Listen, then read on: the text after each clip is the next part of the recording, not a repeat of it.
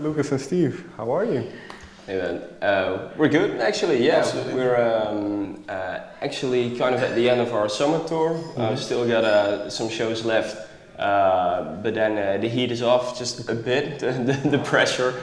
Is that nice to have a little bit of free time and a little bit less hectic? Yeah. Well, yeah, but especially for studio purposes. I mean, we have to produce our music at some point, and during the summer, that's during the summer madness. It can be really tough to find some space in your schedule to really get to work. So yeah, I mean, it can be a really good thing to just have the pressure off a bit, so you can just find the time for your productions. Yeah. Before we talk about the music you're producing now, I'd like to go back to the beginning quickly. I read somewhere that you met, well, I believe, Lucas, you were judging Steven in a contest. True, yeah, it was a DJ contest. Yeah. DJ contest, yeah. Okay. Yeah. What about Steven sparked your interest? What did you like about his? Oh, wow. I mean, I think this is about 10 years ago. We didn't start working together immediately. Okay. So I have to admit that I don't recall every track that he played. Sure. But there was a lot of... He sucked in beat matching. Yeah, there was a lot of Vanga boys he was playing, a lot of village people. No, I don't have a clue actually whatever. I mean, I have to admit I already knew Steve a bit. We were at the same primary school, so I mean it was kind of, how do you say that, like friendship, relative politics, something like that, yeah. So, but when do you go from there to actually making music together? Did you know from that you like music and that you wanted to work with somebody else? Yeah. But when we did the DJ contest, there was a little small club in the Netherlands. It's called the Il Cavo. It's in the basement, so it's not very special. But I think it was like 3 months later when I won the contest, and we were like, okay, we have to play 3 hours on one evening, so it's really long. So we have to join each other because it's better, always better than when you're alone. So it's less boring. Sure. So when we played together, it was like, okay, let's start some projects together in the studio, and then we started separately in the studio, but then we joined each other. So that was one case. Did you have similar taste in music? Definitely, from the beginning, and I think that was one of the reasons why we were like, okay, let's try to spin some tunes together just for fun, and we had our fun. I mean, that was really cool, and that's how we got the idea to make some music together. And I mean, we both had the same interest and the same style of music, and I mean, that's how I think we ended up here. You grow when we're together for 5-6 years now. So you grow with your style, and you try to develop your own sound. So that's why. Right. So what were some of the artists or the styles of music that you liked, that you shared? At that moment?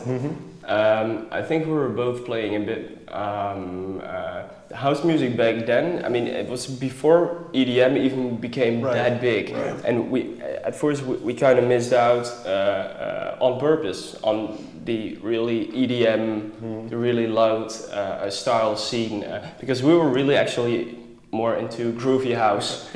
And I mean, back in the day that meant Manuel de la Mar, Alex Kenji, Luigi Rocca, and I'm not sure if that's... Umeg, yeah, definitely. That kind of tech house kind of vibes, but still, it wasn't the biggest genre back then, but we were both in love with it. But we tried to make some EDM, but we were in the studio and we were like, no, this is just not our thing. Not us, why should we make something that is not our own style? So did it take long to find your style? When you started working together, did it take long before you had kind of found what you wanted to do? Well, I mean, you can, I think if you compare it to what we're doing right now, you can really see in our discography what we've been doing for the last 5 years. And it started with some like progressive house tunes. Then for a period we did some tech house with a lot of house music influences. And then it got more melodic. And I think the start of that was when we did our remix on, I think on Everybody Be Somebody by Roughneck. And I mean, that was like a huge club jam. And I mean, it smashed a lot of festivals that summer. And I think that was kind of our breakthrough track for the club scene, at least. And we start from management to I think it was Everybody Be Somebody. It was for 160 days in the Beatport Top 10. So there were a lot of managements and bookers. They come from who are Lucas and Steve, and so I think that's the breakthrough track. And after that, we started to get more.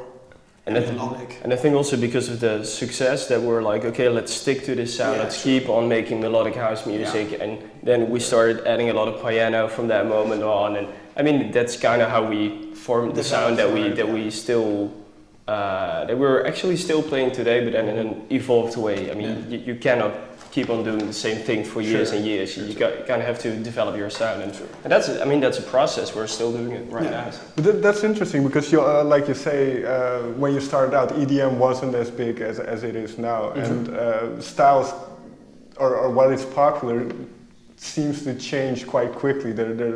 So how do you kind of keep up with it, but also keep your own style? If that makes sense. Yeah, it makes sense. That's a good question. Well, by trying to be original, I guess. That's the best. You do have your own. You will develop your own style, but then from that moment on, you will have to keep on being original without copying other styles like EDM. I mean, of course, we get inspiration from all kinds of music, including EDM.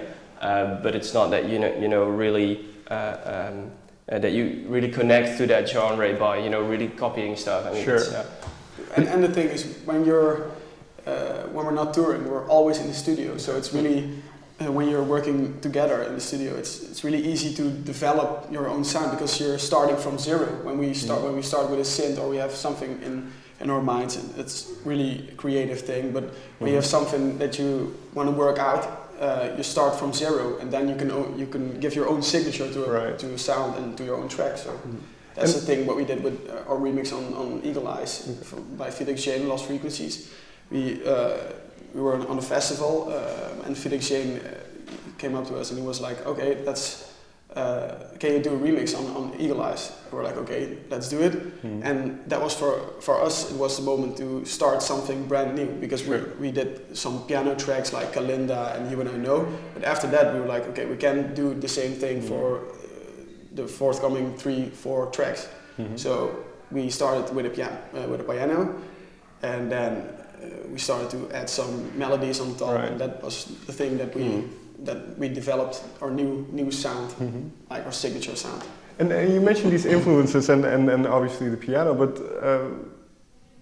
and like you say, you also listen to music outside of dance music, outside of you. So what are some artists or maybe styles of music that you listen to that people might be surprised by? I mean, if you listen to the sounds that they use, I mean, I think dubstep, trap can be really interesting styles of music to derive sounds from because they use a lot of synthesis that hasn't been that common in house music.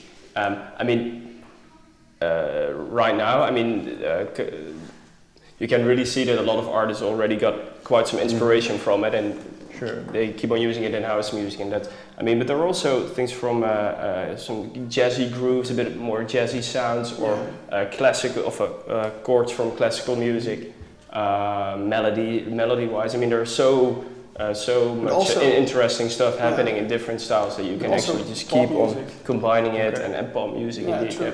Because when I listen to a track of, I think it's 21 Pilots. I think it's really, really amazing.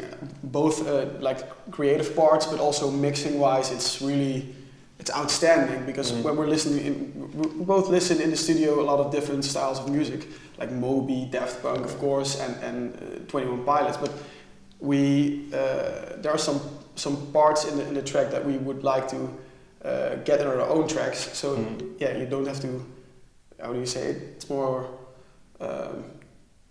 When you get the things, the good things from different, you can take genres, you can you can just combine it into something new. Yeah. And well, that's interesting because do you have in mind then what people expect from you? What do they well, expect? yes. Well, yeah. Well, maybe I see what you mean. Yeah. I mean, our new track's coming out the 10th of October. It's called "Love in My Mind," and it has some kind. I mean, it's still it has a lot of melodies, a lot of really uplifting chords. I mean, same as for "Summer on You," obviously, and "Make It Right." Some tracks we've been doing earlier this year. So I mean, that's the thing that I think people expect with the Lucas and Steve track. Although, I mean, it's a different sound, and you hear, on the one hand, of course, you hear a lot of people saying, "Wow, this is awesome. This is the good." So some people they have need some time to adjust to this new sound, and that's. I mean, there are not that many, but I mean, it can be really hard to.